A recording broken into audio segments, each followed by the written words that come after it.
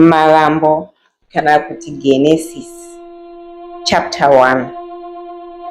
Pakutanga Mwari akasika matenga nenyika. Zvino nyika yakanga isina kugadzirwa uye isina chinhu.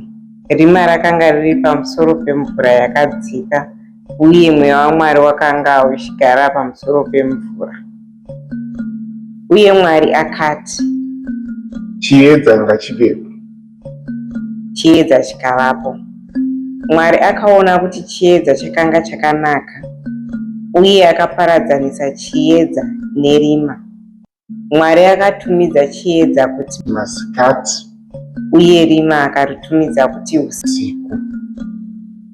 Uye madekwana akavapo namangwanani akavapo, zuva rokutanga. Uye Mwari akati, ngapave nenzvimbo pakati pemvura, kuti iparadzanise mvura nemvura. Saka Mwari akaita nzvimbo, uye akaparadzanisa mvura yakanga iri pasi penzvimbo iyi kubva pamvura yakanga iri pamusoro payo. Uye zvakaita saizvozvo. Mwari akatumidza nzvimbo iyi kuti denga. Uye madekwana akavapo namangwanani akavapo, zuva rechipiri. Uye Mwari akati, mvura iri pasi pedenga ngaiungane panzvimbo imwe chete, uye pasi pakaoma ngapaonekwe. Uye zvakaita saizvozvo. Mwari akatumidza pasi pakaoma kuti nyika, uye mvura yakaungana akaiti makungwa. Uye Mwari akaona kuti zvakanga zvakanaka. Ipapo Mwari akati, nyika ngaimerese uswa, miriwo inobereka mbeu, nemiti panyika inobereka michero nemhodzi mukati mayo, maererano nemhando dzayo dzakasiyana siyana. Uye zvakaita saizvozvo. Nyika yakameresa uswa, miriwo inobereka mbeu maererano nemhando dzayo, nemiti inobereka michero ine mhodzi mukati mayo maererano nemhando dzayo. Uye Mwari akaona kuti zvakanga zvakanaka. Uye madekwana akavapo namangwanani akavapo, zuva rechitatu. Uye Mwari akati, ngakuve nezviedza munzvimbo yedenga, kuti zviparadzanise masikati kubva pausiku, uye ngazvishande sezviratidzo zvokucherekedza mwaka namazuva namakore. Uye ngazvive zviedza munzvimbo yedenga, kuti zvivhenekere panyika. Uye zvakaita saizvozvo. Mwari akaita zviedza zvikuru zviviri, chiedza chikuru kuti chibate ushe masikati, uye chiedza chidoko kuti chibate ushe usiku. Akaitawo nyeredzi. Mwari akazviisa munzvimbo yedenga kuti zvivhenekere panyika, kuti zvibate ushe masikati neusiku, uye kuti zviparadzanise chiedza kubva parima. Uye Mwari akaona kuti zvakanga zvakanaka. Uye madekwana akavapo namangwanani akavapo, zuva rechina. Uye Mwari akati, mvura ngaive nezvisikwa zvipenyu, uye shiri ngadzibhururuke pamusoro penyika munzvimbo yedenga. Saka Mwari akasika zvisikwa zvikuru zvegungwa nezvipenyu zvose zvinokambaira zvinogara mumvura maererano nemarudzi azvo, uye neshiri dzina mapapiro maererano nemarudzi adzo. Uye Mwari akaona kuti zvakanga zvakanaka. Mwari akazviropafadza akati, berekanai muwande, muzadze mvura iri mumakungwa, uye shiri ngadziwande panyika. Uye madekwana akavapo namangwanani akavapo, zuva rechishanu. Uye Mwari akati, nyika ngaibereke zvisikwa zvipenyu maererano nemarudzi azvo, zvipfuwo zvisikwa zvinokambaira panyika, nezvikara zvesango, chimwe nechimwe nemhando yacho. Uye zvakaita saizvozvo. Mwari akaita mhuka dzesango maererano nemarudzi adzo, zvipfuwo namarudzi azvo, nezvisikwa zvose zvinokambaira panyika maererano nemarudzi azvo. Uye Mwari akaona kuti zvakanga zvakanaka.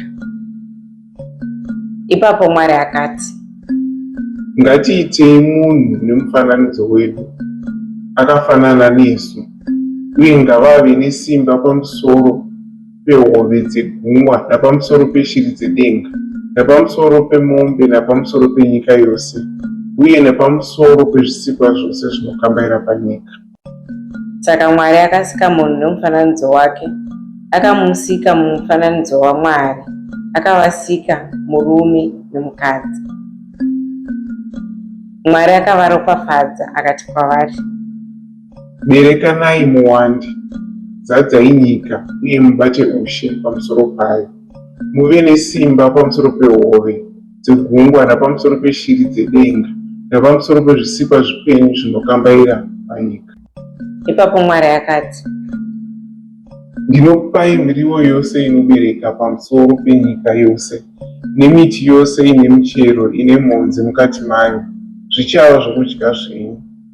Uye mhuka dzose dzapanyika neshiri dzose dzedenga nokuzvisikwa zvose zvinokambaira panyika, zvose zvinofema, ndinozvipa miriwo minyoro kuti zvive zvokudya zvazvo. Uye zvakaita saizvozvo.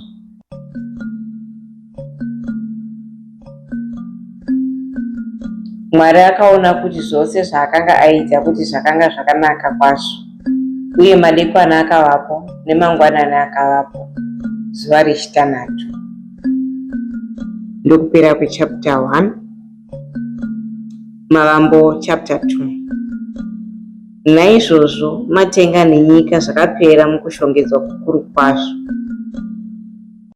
Pazuva rechinomwe Mwari akanga apedza basa raakanga achiita. Saka pazuva rechinomwe akazorora pamabasa ake ose. Uye Mwari akaropafadza zuva rechinomwe akariita dzvene, nokuti pazuva iroro akazorora pabasa rose rokusika raakanga aita. Iyi ndiyo rondedzero yamatenga nenyika pazvakasikwa. Jehovha Mwari paakaita nyika namatenga, uye kwakanga kusati kwava namakwenzi esango panyika, uye miriwo yesango yakanga isati yamera, nekuti Jehovha Mwari akanga asati anayisa mvura panyika, uye kwakanga kusina munhu akuzorima panyika. Asi hova dzaibuda dzichibva pasi uye dzichinyorodza pasi pose. Jehovha Mwari akaumba munhu kubva paguruva revhu.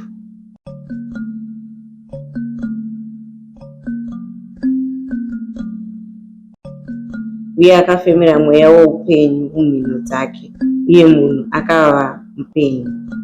Zvino Jehovha Mwari akanga adyara bindu mumabvazuva muEdheni, uye akaisa munhu waakanga aumba imomo.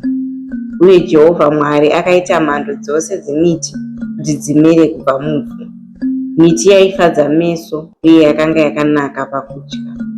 Pakati pebindu pakanga pane muti woupenyu nomuti wokuziva zvakanaka nezvakaipa. Rwizi rwaidiridza bindu rwaiyerera ruchibva kuEdheni. Kubva imomo rwakaparadzana rukava hova 4. Zita rerwokutanga ndiPishoni, runopoterera nomunyika yose yeHavhira, imomo mune goridhe. Goridhe remunyika iyoyo rakanaka, uyewo dheriamu nebwe reonikisi zvirimo.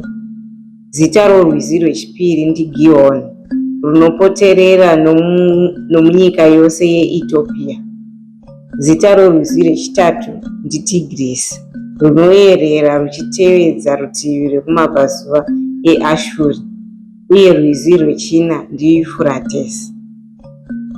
Jehovha Mwari akatora munhu akamuisa mubindu reEdheni kuti aririme nokurichengeta. Uye Jehovha Mwari akarayira munhu achiti, wakasununguka kuti udye zvinobva pamuti upi zvawo uri mubindu, asi haufaniri kudya zvinobva pamuti wokuziva zvakanaka nezvakaipa, nokuti pauchaudya uchafa zvirokwazvo. Jehovha akati, hazvina kunaka kuti munhu agare ari oga, ndichamuitira mubatsiri akamukwanira. Zvino Jehovha Mwari akanga aumba kubva muvhu mhuka dzose dzesango neshiri dzose dzedenga. Akazviuyisa kumunhu kuti aone kuti achazvitumidza mazita api. Uye chisikwa chipenyu chimwe nechimwe sezvachakatumidzwa nomunhu ndiro rakava zita racho. Saka munhu akatumidza mazita kuzvipfuwo zvose nekushiri dzose dzedenga nemhuka dzose dzesango. Asi kuna Adhamu kwakanga kusina kuwanikwa mubatsiri akamukwanira. Saka Jehovha Mwari akaita kuti munhu avate hope huru, uye paakanga achakavata, akatora rumwe rumbabvu rwomunhu akavhara nenyama nzvimbo yaakarubvisa. Ipapo Jehovha Mwari akaita mukadzi kubva parumbabvu rwaakanga abvisa pamunhu, uye akamuuyisa kumurume. Murume